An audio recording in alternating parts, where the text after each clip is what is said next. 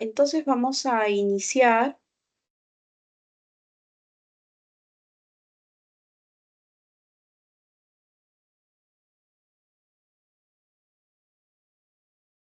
Perfecto, vamos a iniciar. Entonces, si se ve, como ustedes pueden apreciar, ya estamos en la semana número 5, ¿sí? Ahí estoy con ustedes. Sí, ahí está. Estamos en la sesión número 5. Miren, tenemos a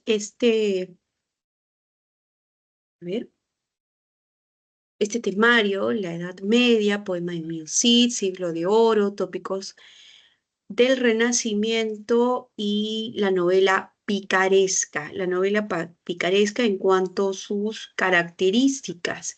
No vamos a tocar en profundidad Lazarillo de Tormes, pero sí vamos a hablar de sus características, ¿no? Y claro que Lazarillo es una novela emblemática de este tipo de novelas.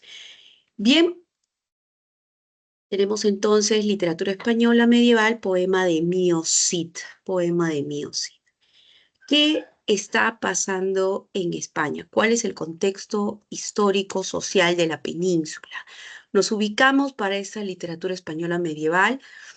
Tenemos data, tenemos una fecha, la Edad Media, el siglo XV, del siglo V al siglo XV después de Cristo. Un suceso importante, además de las invasiones visigodas que se dieron en el siglo V, la invasión más importante por el tiempo que abarcó y también por la influencia que marcó es la invasión musulmana, que inicia en el siglo VIII y terminan expulsando a los moros, a los musulmanes, en 1492. Entonces, por favor, les voy a pedir que de manera, si mental, saquen pluma de cuánto tiempo los musulmanes, ¿sí? Y toda su cultura islámica convivió con los españoles en la península, ¿no? Bien, debido a esta invasión musulmana en la península, los moros tienen reinos también en tierras de la península, en España, así que tienen señoríos y han hecho divisiones en el territorio. Así que en el sur se encuentran los grandes señoríos musulmanes y en el norte están los reinos cristianos. Y los reinos cristianos, pese a sus diferencias en intereses y también en ambiciones, los reinos de Castilla, de León, de Navarra y Aragón principalmente, deciden reconquistar los territorios para sus beneficios, por supuesto. No se olviden que estamos en el sistema feudal y que cada señor podría pedir al conjunto de habitantes, parias, tributos por protección. La idea es tener tierras, pero esta guerra, para que tenga ribetes o características de guerra santa, para que el pueblo también esté a favor de esta reconquista, lo que van a hacer los reinos cristianos es construir un discurso en el cual también los habitantes crean que ese es el objetivo mayor. O sea, la guerra de reconquista tiene por objetivo, decían estos señores, eh, reconquistar España para la cristiandad, no para ellos, para la cristiandad. Entonces lo que teníamos es una guerra, como una especie de guerra santa, una especie de guerra santa. Eso es lo que teníamos. Lo que se tiene que construir, ¿no? Ese es el mensaje. Bien, ahí ustedes pueden apreciar los reinos de cristianos. Castilla y León se llevaban pésimo. Sin embargo, se unen para la guerra de la Reconquista, para luchar contra los moros. En la vida real, eh, los reyes que quedan a cargo luego de la muerte del padre, los hermanos, Sancho y el otro, me parece que se llamaba el de Castilla, Alfonso, ¿sí? Eh, Se pelean siendo hermanos, o sea, para que ustedes vean el nivel de, de ambición y que más primaban las riquezas de estos señoríos que la unidad o la hermandad, ¿no? Y lo que se dice es que finalmente el hermano, el rey Alfonso, mata, ¿no? Mata a su hermano Sancho para hacerse del reino, para hacerse el reino de Castilla. Esos son los rumores, ¿no? Que se filtran en la historia sin corroborar. Pero la idea es que estos reinos, siendo muy disímiles, por ejemplo, en Castilla había más apertura respecto de la nobleza.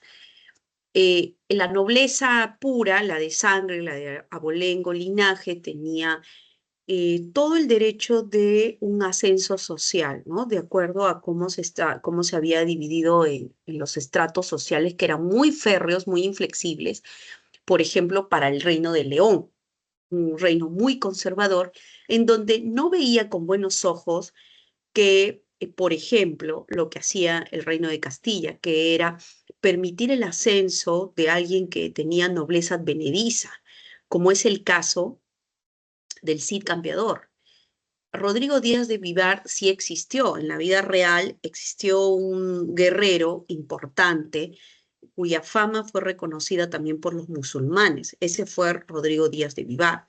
Por eso es que los musulmanes, que eran muy atractivos por su cultura, sus costumbres, sus habilidades en batalla, le colocaron el adjetivo de Cid, Siri, señor batallador, señor campeador, porque reconocían las habilidades que tenía con las espadas en batalla, pero también reconocía este valor para las conquistas, ¿no? Para cómo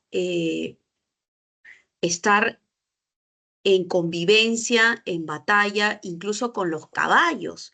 Grandes conocedores de caballos los musulmanes. Y bueno, sucedía lo mismo en el caso de estas habilidades para poder amansar esos animales, las tenía, por ejemplo, Rodrigo Díaz de Vivar. Entonces, había una fama y lo que hace Rodrigo Díaz de Vivar es ascender y llegar hasta la corte del rey, digamos, estar al lado en la corte del rey por sus méritos en guerra, por sus méritos en guerra. No tiene nobleza pura. Y por ejemplo, a la corte de León, a los leoneses, no le parece que alguien que no es de nobleza pura los acompañe dentro de la corte, ¿correcto? Y bueno, otras envidias, ¿no? Me parece que que además eh, tenga mucho coraje, mucho valor, que tenga virtudes que el propio rey estima. Bueno, eso más adelante sirve dentro de uno de los cantares del poema de Mio Cid. Ya saben entonces que Rodrigo Díaz de Vivar, el Cid Campeador, sí existió y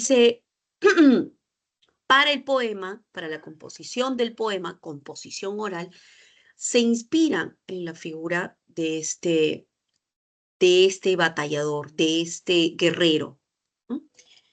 ¿Cuántas partes tiene el poema de Mio Cid? Ya ingresando al poema de Mio Cid. Tres partes, tres cantares.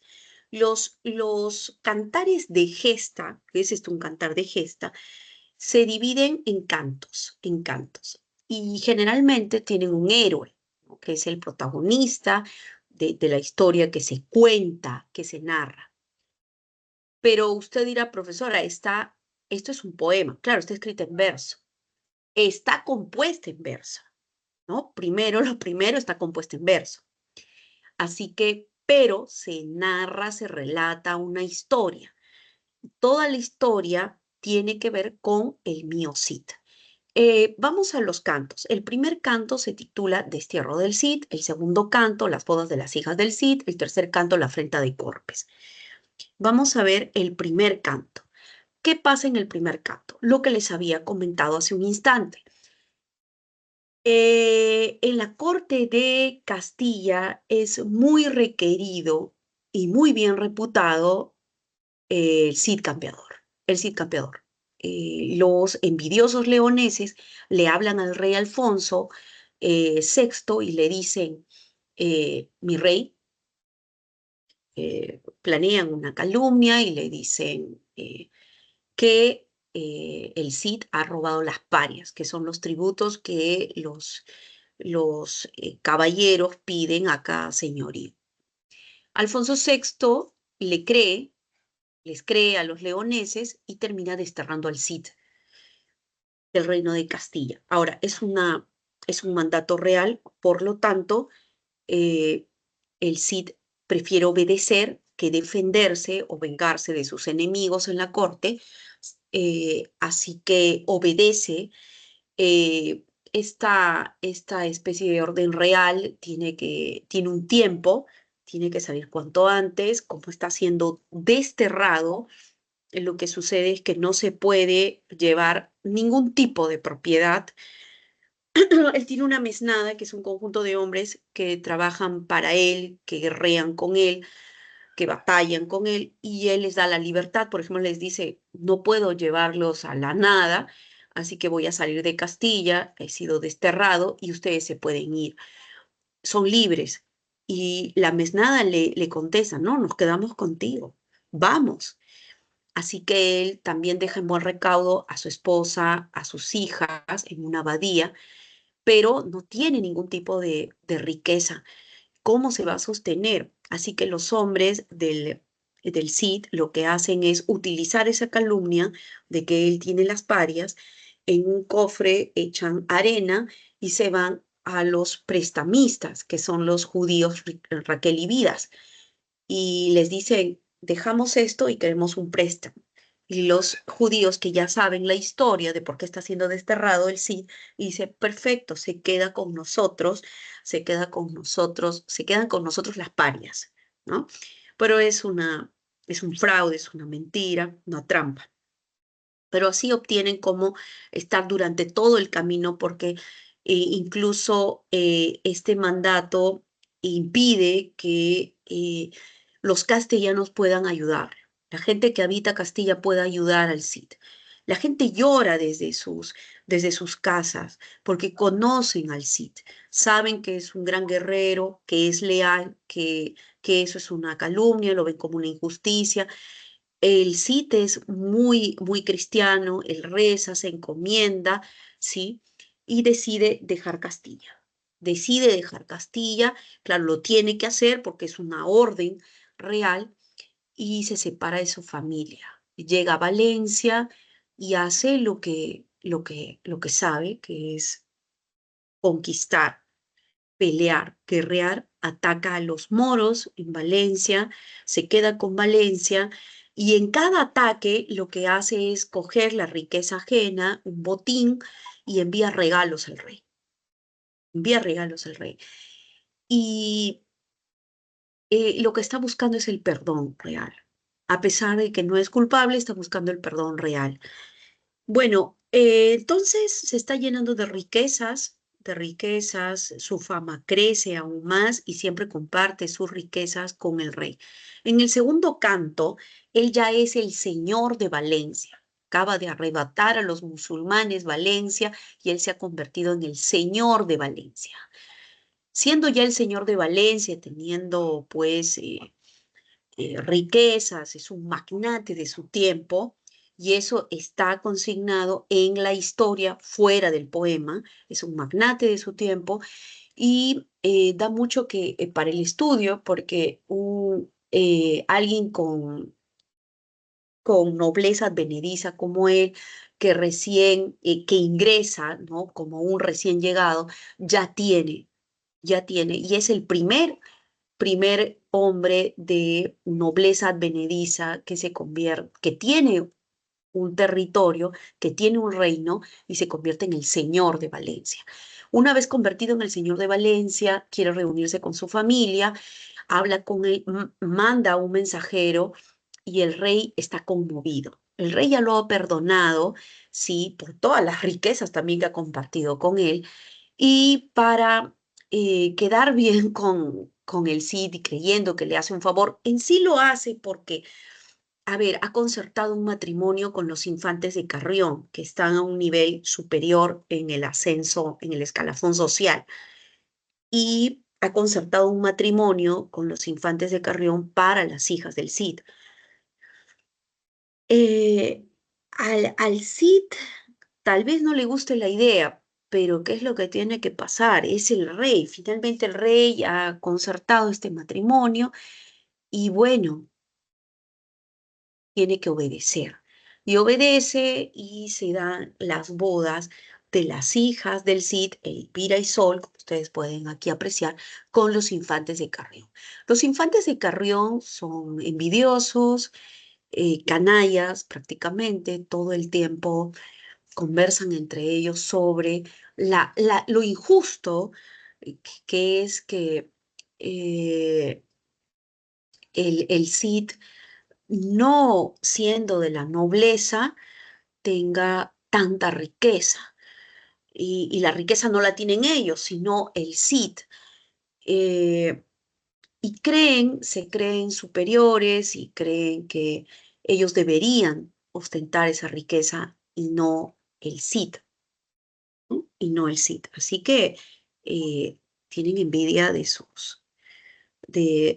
suegro, ¿no? Y no lo admiran porque no tiene abolén, no tiene linaje. Bien, en el tercer canto, el Cid es visitado en Valencia por los infantes de Carrión y por sus hijas, por supuesto.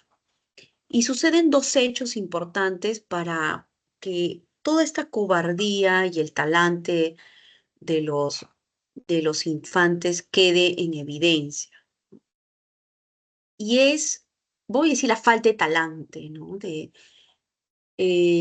Son unos cobardes y eso se va a evidenciar en dos hechos. El primero es cuando la mascota del Cid, que era un león, sale de su jaula y, y los únicos que huyen despavoridos son los infantes de Carrión.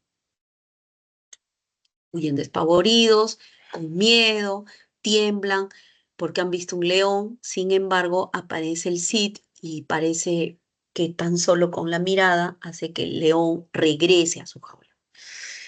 Y lo segundo es un hecho aún ya más importante. Los moros deciden reconquistar Valencia y atacan Valencia, ¿sí? Y bueno, hay que luchar contra los moros porque él no va a perder su señorío. Y todos los hombres están en la lucha, en la batalla, menos los infantes de Carrión que no saben utilizar las espadas, que tienen miedo y están escondidos. Bueno, esto hace que los hombres del Cid se burlen eh, y se burlen de ellos y ellos deciden vengarse del Cid y de la peor manera. Dejan Valencia con sus esposas en el camino de Corpes, en un robledal, es donde las castigan, las golpean, las desvisten, las atan a los robles y las dejan allí para que se las coman los lobos. Este suceso, en realidad, lamentable en la vida del Cid porque lo deshonra, ¿no? Ya venía de una calumnia, es perdonado por el rey y ahora esto hace que el Cid asista a las Cortes de Toledo. Miren ustedes que el Cid, teniendo las habilidades y las destrezas, no va y se enfrenta directamente con los infantes, sino que acude por el canal cortesano, las Cortes de Toledo. Y ante el rey lo que pide es la devolución de la dote, que en aquel tiempo y luego también aquí en la colonia lo que hacían los padres de las hijas era pagar dotes cuando se casaban las hijas. Así que él pide la devolución de la dote y además sus espadas. tizona y colada, las espadas que él había regalado, sí, a los infantes de Carrión. Y en estas cortes, los hombres del Cid se enfrentan a los infantes de Carrión, los derrotan y ellos quedan pues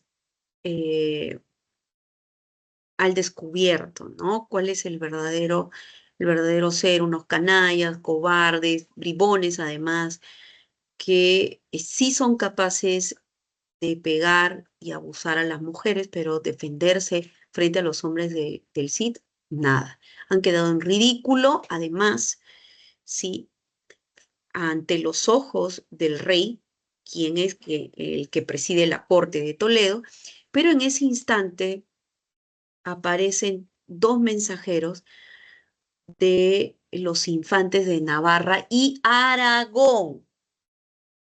Ojo con esto, o con lo último, Aragón. Así que piden la mano de las hijas del Cid y esto supone, sí, mucho van a encontrar en los libros que dice supone una restitución de la honra en el sentido de que son los infantes de Navarra y Aragón son los próximos reyes, los próximos reyes. Así que hay un ascenso social importante y bueno, y es así como culmina con este canto y con la restitución de la honra para el Cid, el poema de Mío Cid. Si vamos a la composición formal, es una obra anónima. El estudioso más importante del poema de Mío Cid ha sido Menéndez Pidal, y él llega a la conclusión por su análisis que fue compuesto de forma oral por dos juglares.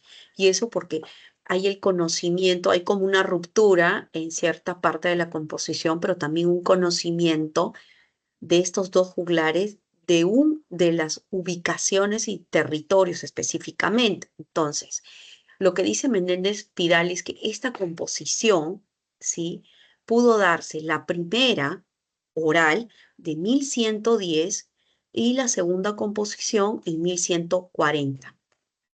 Ahora, ¿qué es lo que tiene España? Y muestra orgullosamente y a un cuidado pormenorizado es el manuscrito más antiguo de 1307. Eso es lo que expone España.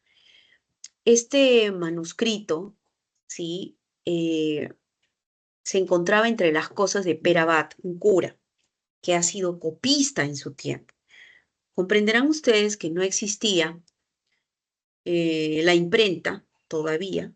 Entonces lo que se tenía era gente que tenía que trasladar toda la tradición oral. Y uno de estos era Pere Abat.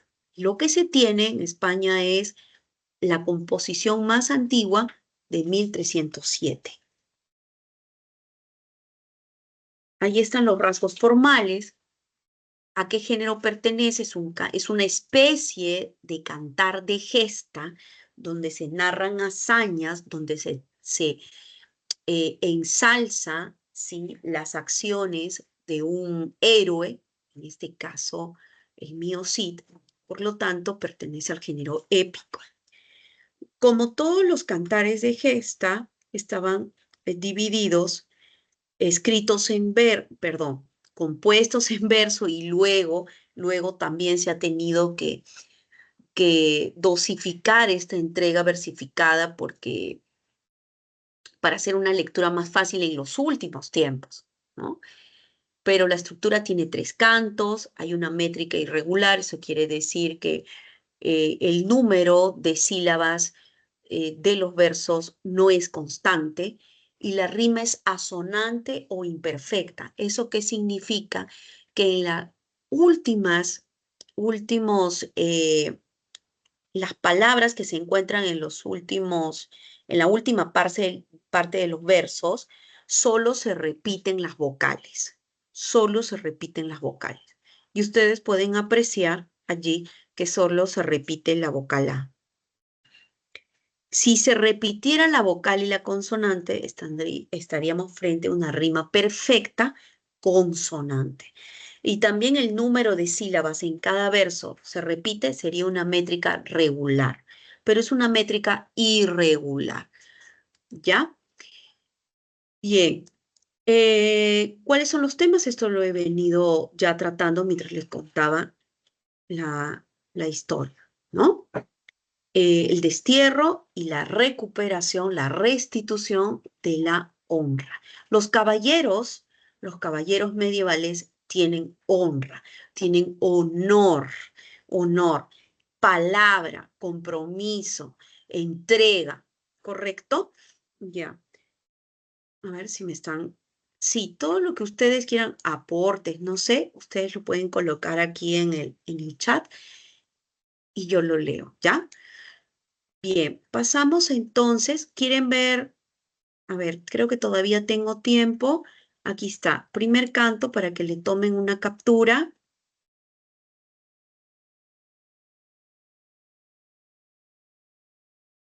Segundo canto para que usted le tome una captura.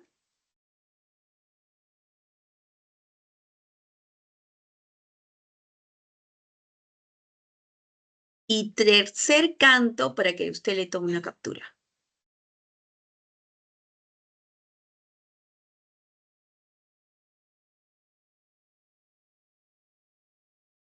Ya. Vamos al siglo de oro español. Y es un siglo de oro porque hay mucho esplendor, tanto cultural como literario. Recordemos que este siglo de oro español eh, contiene dos etapas importantes, el Renacimiento del siglo XVI y el Barroco del siglo XVII. Aunque el Barroco es un momento de crisis, de desesperación, ustedes pueden apreciar estas dos grandes obras maestras. Una, por supuesto, universalmente reconocida, que es el Quijote, y luego tenemos La vida es sueño. ¿Por qué? Ya les había explicado hace 2 semanas, les expliqué que el barroco, sí, el hombre del barroco estaba desesperado, desencantado, pero había una forma de trascender en el tiempo a partir de sus obras, ¿sí? Lo lograron, por supuesto. En el Renacimiento tenemos a Garcilaso de la Vega en España, ¿sí? Y a un punto de quiebre importante que es Lazarillo de Tormes, anónimo. Vamos a ver. Los temas del Renacimiento. Los temas del Renacimiento son tomados de Italia, ¿ah? De Italia. Recuerden que el Renacimiento, ese renacer a la vida, es una filosofía, una idea propia que nace en Florencia y se va desarrollando en los trabajos de los humanistas. Garcilaso conoce de estos tópicos, de estos temas del Renacimiento, tiene amigos italianos, también ha visitado Italia y regresa con estos temas a España y los reactualiza. No es que los introduce, los reactualiza. Por ejemplo, el tema del amor. Ahora, el tema del amor y cómo vamos a reconocer estos tópicos en los fragmentos o los versos, usted lo va a reconocer de esta manera. El amor y su relación con el universo o con lo que rodea al hablante básico.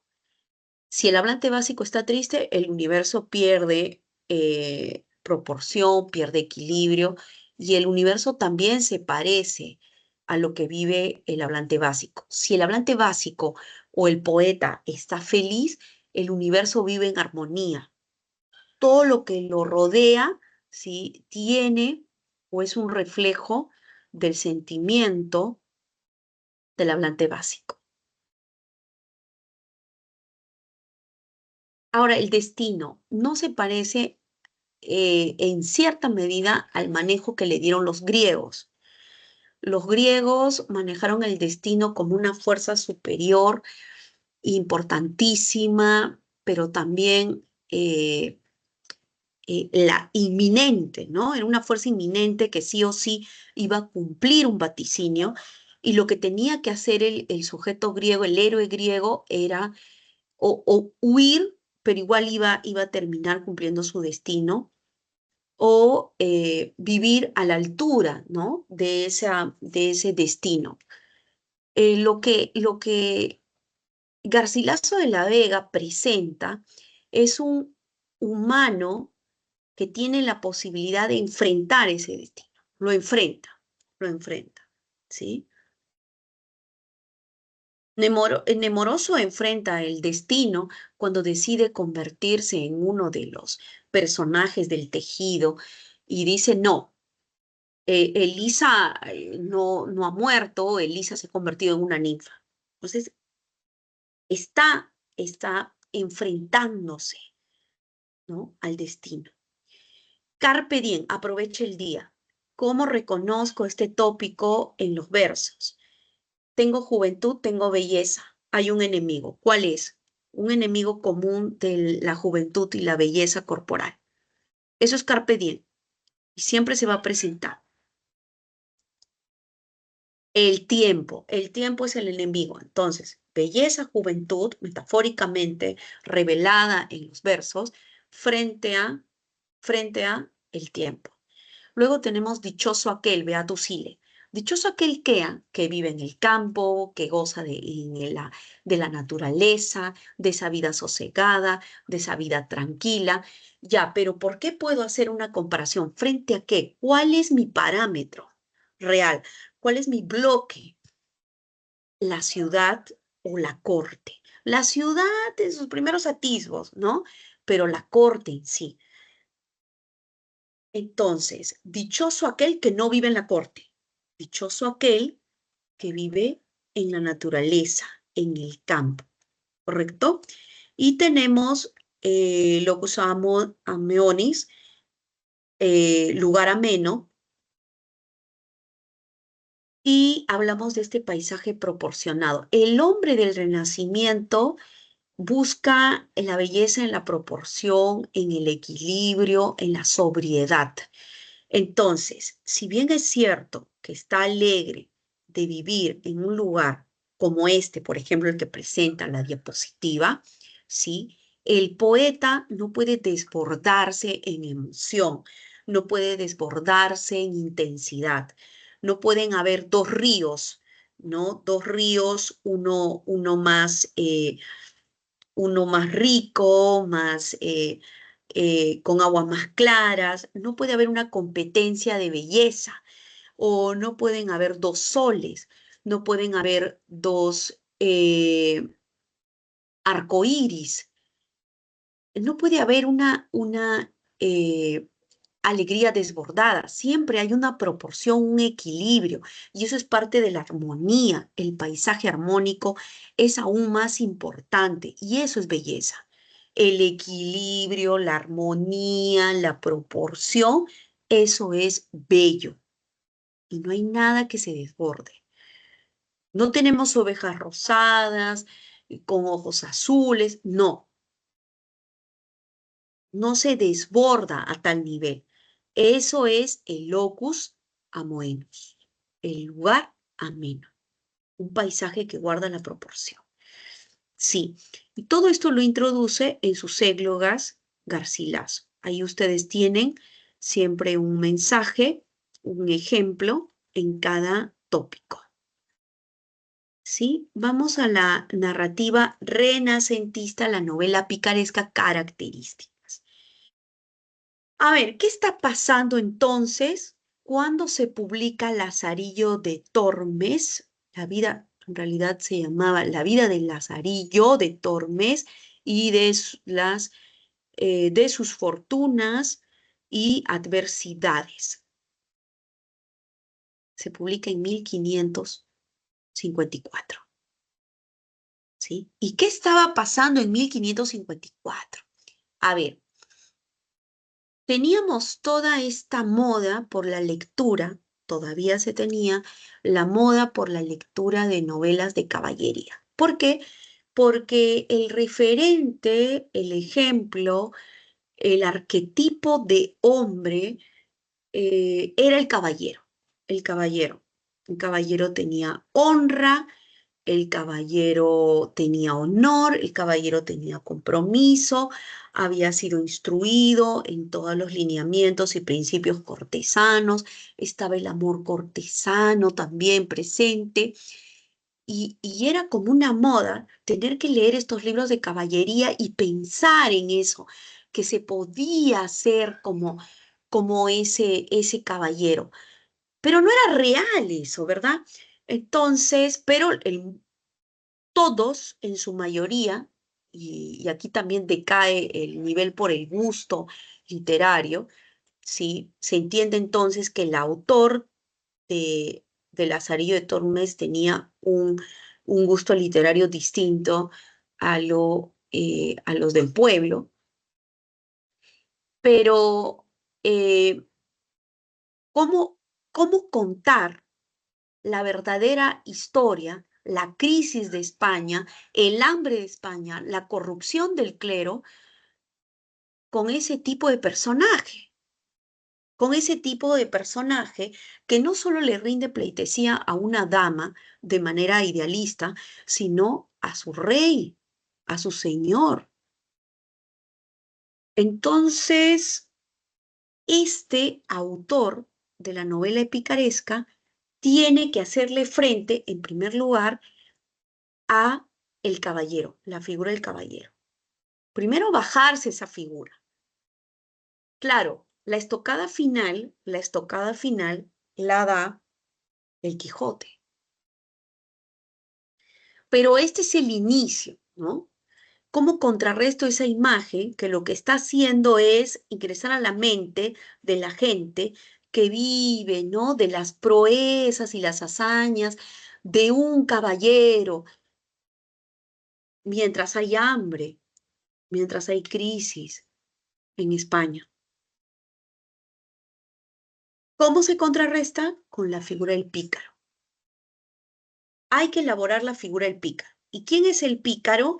El pícaro no tiene honor, no tiene honra, sus padres no son importantes, es más, pueden ser delincuentes, ¿sí?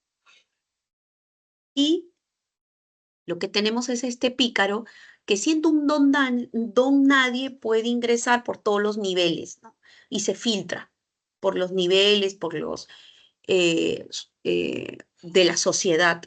Así que, por ejemplo, en el caso de Lazarillo, lo que hace Lazarillo es tener amos y nos sirve como una cámara, ¿no? Es el antihéroe. El héroe es el caballero medieval, pero el pícaro lo que hace es filtrarse por todos los estratos sociales, ¿sí? Y te va comentando lo que ve, lo que vive. Ahora, yo quiero que esto sea creíble. Qué inteligente el autor, ¿no? De Lazarillo de Tormes. Quiero que sea creíble, así que hablaré en primera persona y voy a contar mi biografía. Y es lo que hace Lázaro. Soy Lázaro, nací en Tormes, ¿sí? Lázaro de Tormes.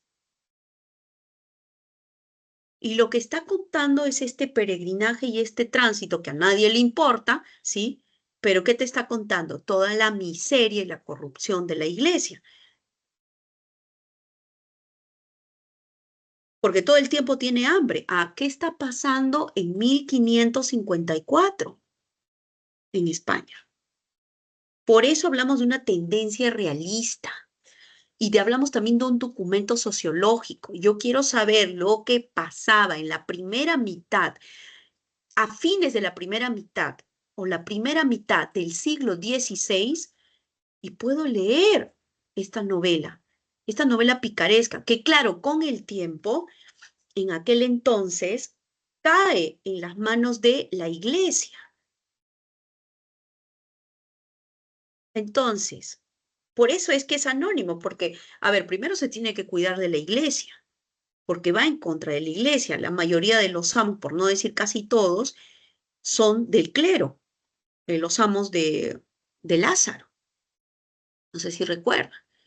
No, el primero es que le enseña la maldad y la malicia, que es el ciego, y luego vienen los clérigos.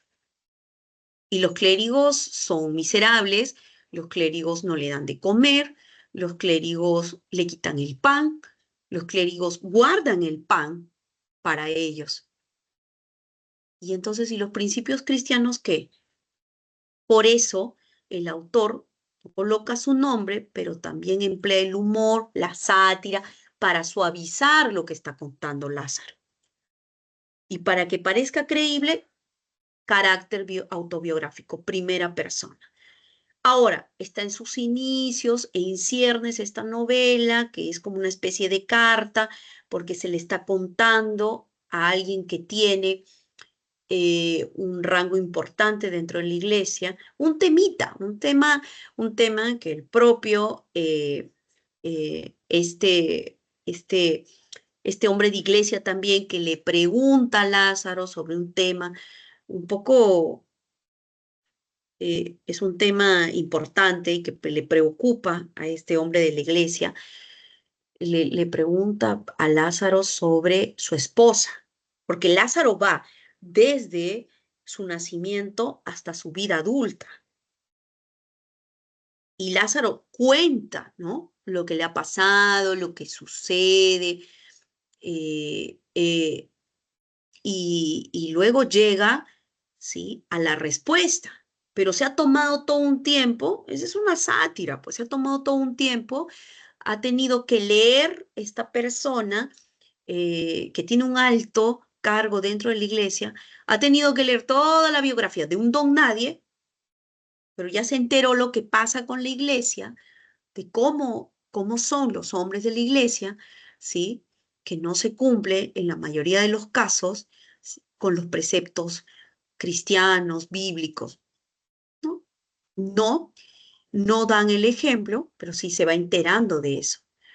Ojo que no es una denuncia que hace Lázaro. Lázaro simplemente describe lo que está viviendo y vive en la miseria.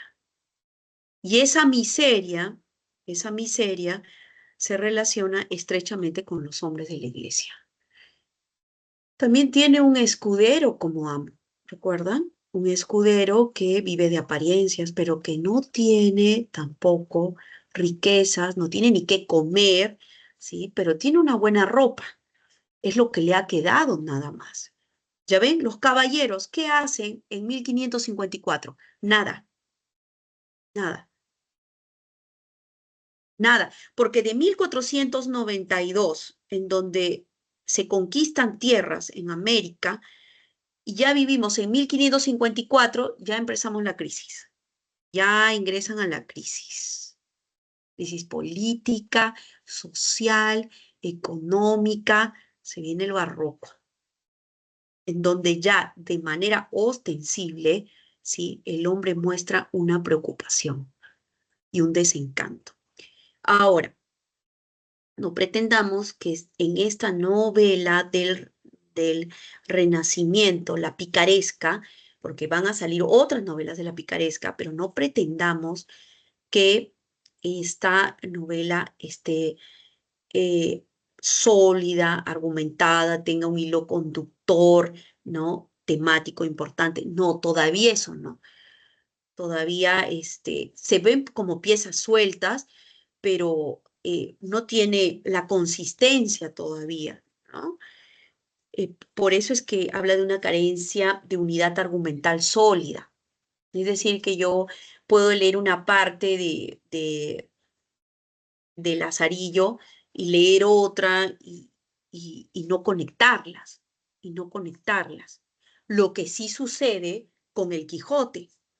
Yo conecto el Quijote, ¿no? Por eso dentro de la primera parte se concatenan los hechos, ¿sí? Hay un hilo conductor, hay un hilo argumental que permanece desde la primera salida, permanece la segunda salida, ¿sí? Y luego tengo el final de la primera parte que se puede conectar con la segunda parte. Eso todavía no está presente dentro de estas novelas de la picaresca, pero sí el antihéroe, este pícaro que transita, que recorre y que cuenta, ¿no? Relata a través de sus experiencias situaciones que se viven dentro de la clase media popular y popular. Así que Documento sociológico, sí. Yo quiero saber qué sucedía, ¿no? En 1554 en España. Ahí está. Esta es una epopeya del hambre. Todo el tiempo Lázaro tiene hambre. Quiere pan y no le dan. ¿Y a quién le pide pan Lázaro? A los hombres de la iglesia. Y los hombres de la iglesia, que son los curas, deberían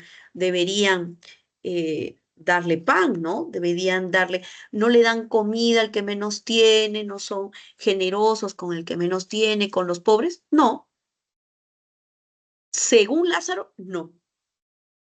Es más, también sufre abusos físicos, permanentemente golpeado por los hombres de la iglesia.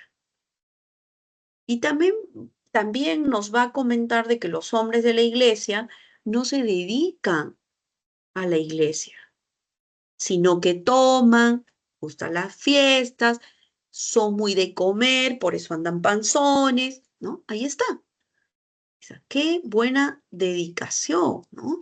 La iglesia es una institución, por eso que permanece hasta el día de hoy. Ha sabido sortear muchos puntos porque ha sido una gran negociadora la iglesia de los tiempos en cambio, ¿no? En el Renacimiento, en el Barroco, en la Ilustración, ni qué decir, la iglesia. ¿Y por qué se cuida el autor? Porque está la Santa Inquisición. ¿Y quién ha contado esta historia? ¿Quién es el autor? La gente dice Lázaro. ¿Ves?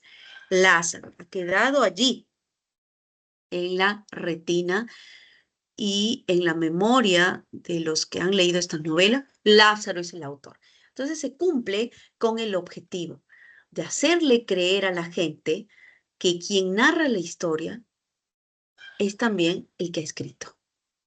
En eso es lo que cree. O sea, ¿quién es el creador de Lazarillo de Tormes? Lázaro, porque aparece en primera persona, ¿no? Y conoce de técnicas, conoce el autor, pero que se tiene que cuidar por el poder de la iglesia, se cuida completamente. Algunos creen que fue un luterano, ¿verdad? Lutero también, que fue un luterano, un seguidor de Lutero, sí, se cree. Yo pienso que es un erudito, definitivamente, ¿no?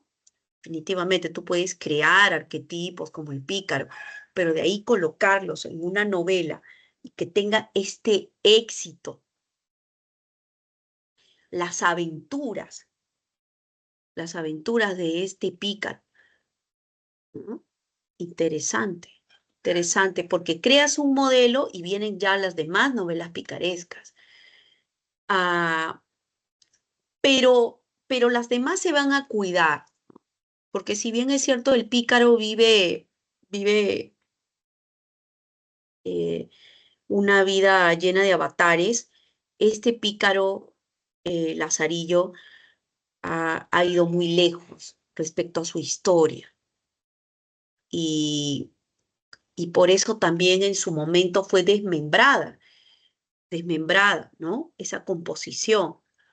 Se dice que se han extraído partes en las que también se dice, ¿no? Porque es una novela muy estudiada en España, porque también tiene referencias de territorios, de rutas del hambre, rutas del pan, y, pero se dice que lo que se ha extraído es también parte de el tema de la pedofilia también.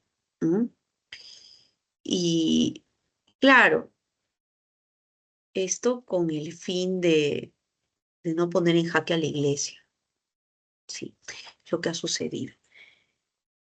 Pero si ustedes quieren saber más sobre este punto, también hay documentales muy buenos. Claro, no digo no me refiero a los documentales de marca norteamericana, pero sí española. documentales, también hay un documental muy bueno, el único que está completo sobre el Cid en, en RBT, lo pueden ubicar y es sobre la figura del Cid, ¿no? Pero la figura del Cid real, de Rodrigo Díaz de Vivar, de su vida, de, de sus hazañas y de cómo fue convertido por la literatura en el héroe de España, ¿no? Así que lo pueden ubicar en internet. Aquí ustedes tienen las claves de la semana 5. Por favor, copien. Y quiero ver, me han estado, me han estado hablando sobre las, si alcanza tiempo, ¿no? Sobre eh,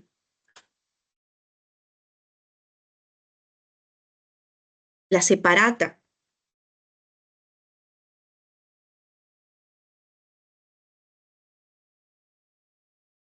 A ver si hay tiempo, creo.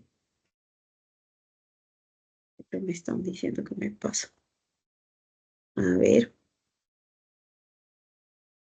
Mm, no sé si me están escuchando. Todavía estoy con ustedes o ya se fueron. Ustedes también se pasan de batido, se pueden ir. Ah, me dicen que ya tengo que cortar. Aquí tengo.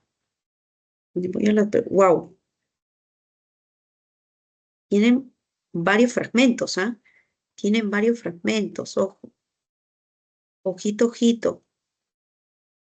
El ejercicio 1.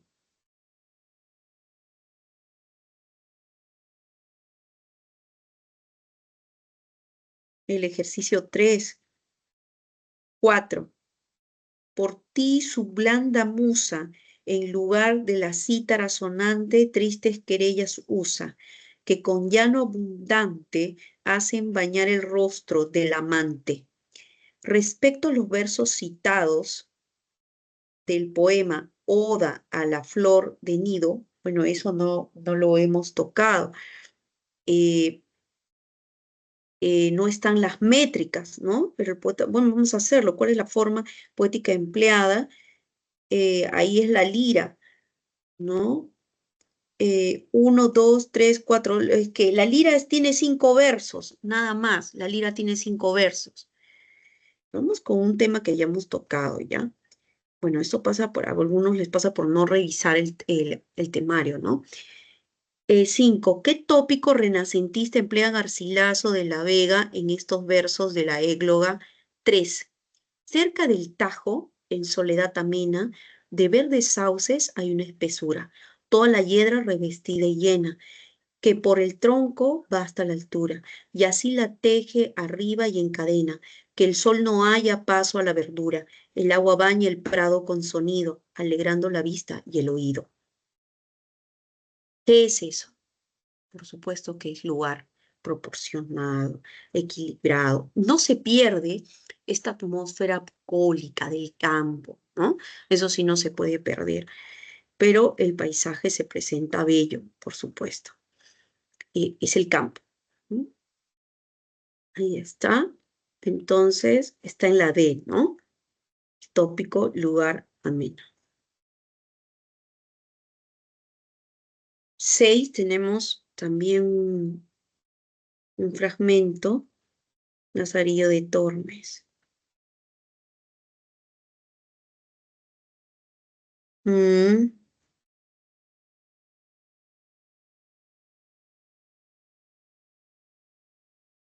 ya. Bueno, ahí está. Sí, veo fragmentos.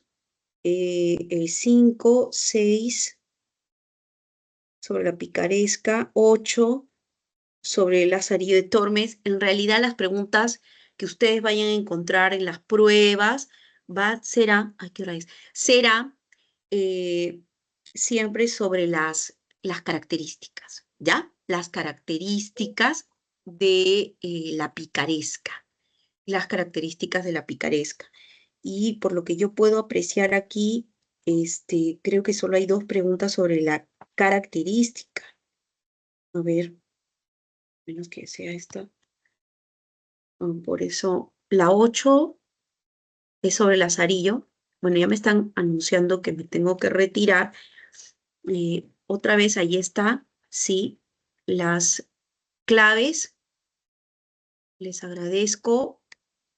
Namaste, gracias por conectarse y por contestar las preguntas. Gracias a nuestra compañerita Rivera, ¿ya? Gracias. Cuídense. Nos vemos la siguiente semana, semana 6.